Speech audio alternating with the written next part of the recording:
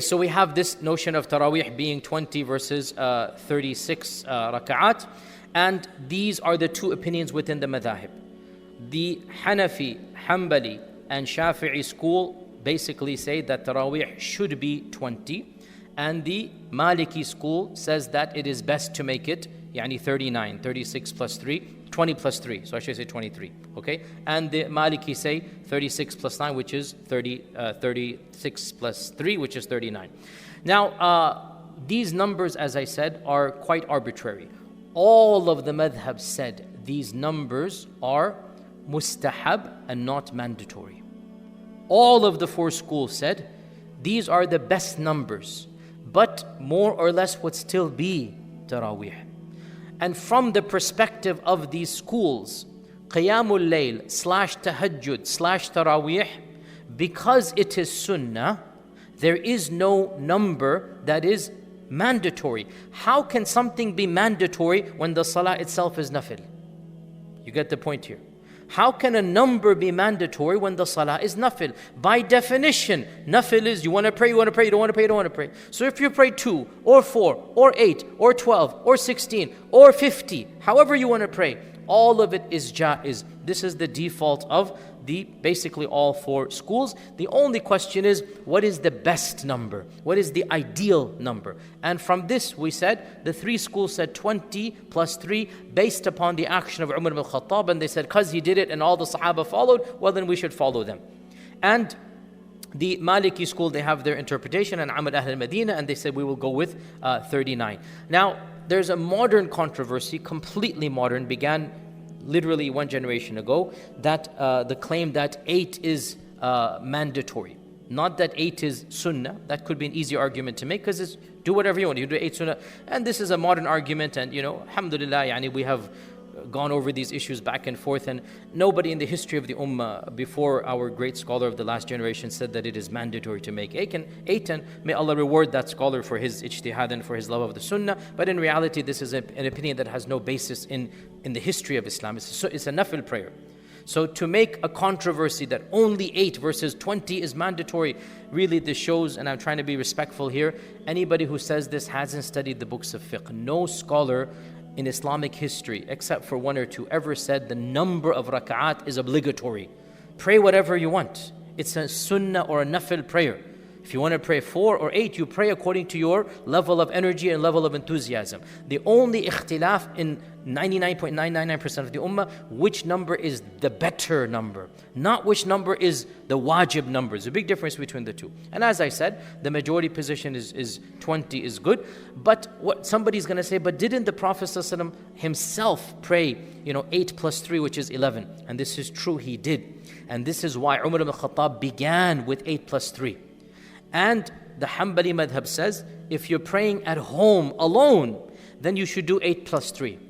But the jama'ah needs to take into account the weak and the elderly and the baby and the woman who has a child. The jama'ah has to take everybody into account. When you have a large congregation, you make things easy for the people. And so by making things easy, then you make that shorter and shorter.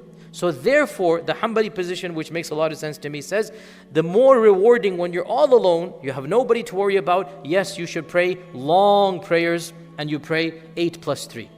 But when you're leading salah, or you're in a masjid and you have to take into account somebody has to go to the bathroom, somebody has an emergency call, his parents is calling him, whatever the case might be, you can't expect everybody to pray that long salah. Therefore, you cut it up into half-half, like Umar ibn Khattab did. And so the number 20 comes, and so that is why they say this. Wallahu ta'ala a'lam. Now another minor controversy, and we already mentioned this in Umar radiallahu anhu's statement. Minor controversies, these are very trivial things.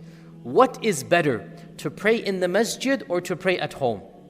And once again, you have different schools say different things. Imam Malik and the Maliki school actually says it is better to pray at home. You should not pray in the masjid.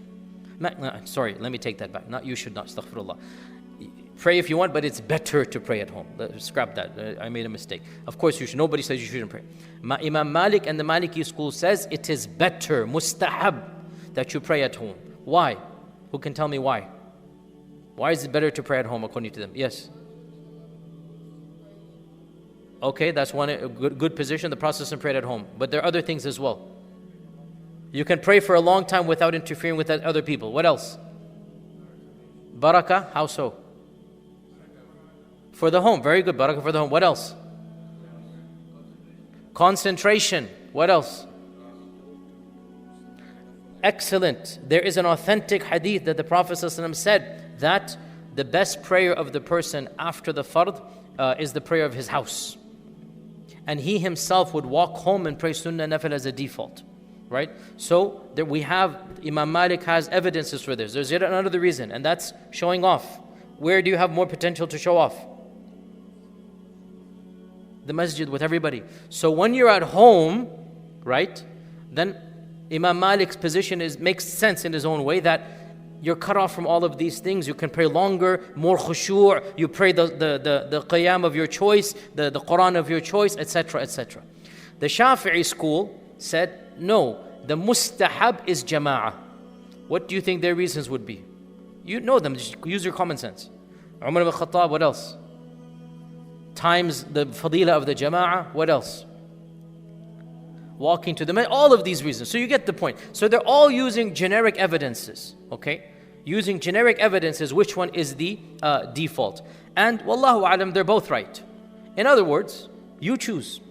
If you are, mashallah, tabarakallah, able to pray 2, 3, 4 hours on your own, reading the Quran with khushu' and tilawa, then there is no doubt that, yes, you should pray at home.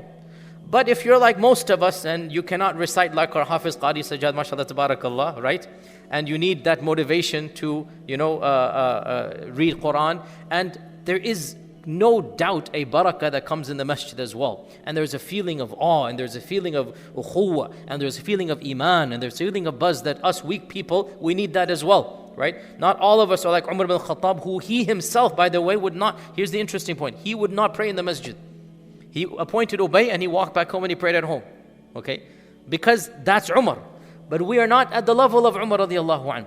So those who are at that type of level, mashallah, tabarakallah, mashallah, great for you. Pray at home and expect Allah to reward you. However, this means you pray Isha in the masjid. Then you go and you pray at home. Now, another point of history is that where did this notion of finishing the entire Quran during Taraweeh come from? Actually, this is not found in early Islam. Of course it can't be, because the Prophet didn't do it. Even in the time of the Sahaba, did not happen.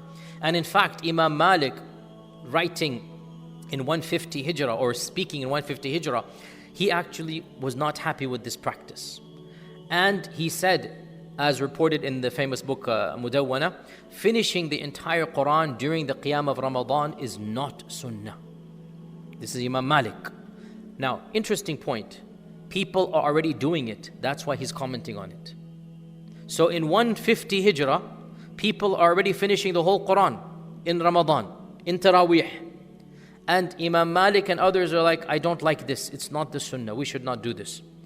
And Abu al-Walid al-Baji died 474 Hijrah, one of the great scholars of the past.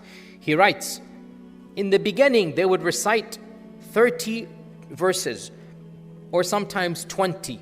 And this was the case until the Battle of Harra. The Battle of Harra was when Yazid attacked Medina. I have a whole lecture online, you can listen to that.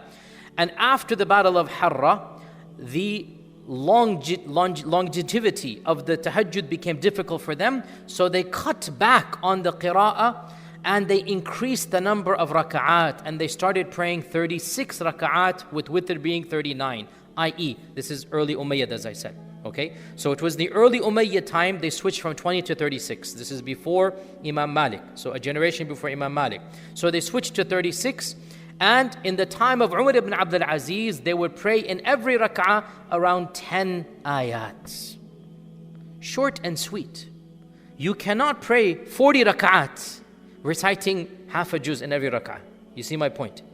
And this was the Maliki madhab, and it still remains the practice in many places in the Muslim world, that you might pray 20 rak'at, and in every rak'ah, 5 verses. Because the point is, you need to make it easy for the people. Right? So in the Maliki school, in the Shafi'i school, these are the defaults. In most of the masajid you go to in the Muslim world, they actually do not finish the entire Quran in the majority of the masajid. If you want to do this, you do it at home. Because again, we're looking at the jama'ah. In the later Hanafi school, they encourage this, and it is not the default of the modern Hanafi school that they would like to finish the whole Quran during the time of Qiyam, and that's permissible, that is fine. But again, to be clear, obviously, the Prophet ﷺ did not institute Taraweeh in the first place in that manner, such that we can say that this is a sunnah.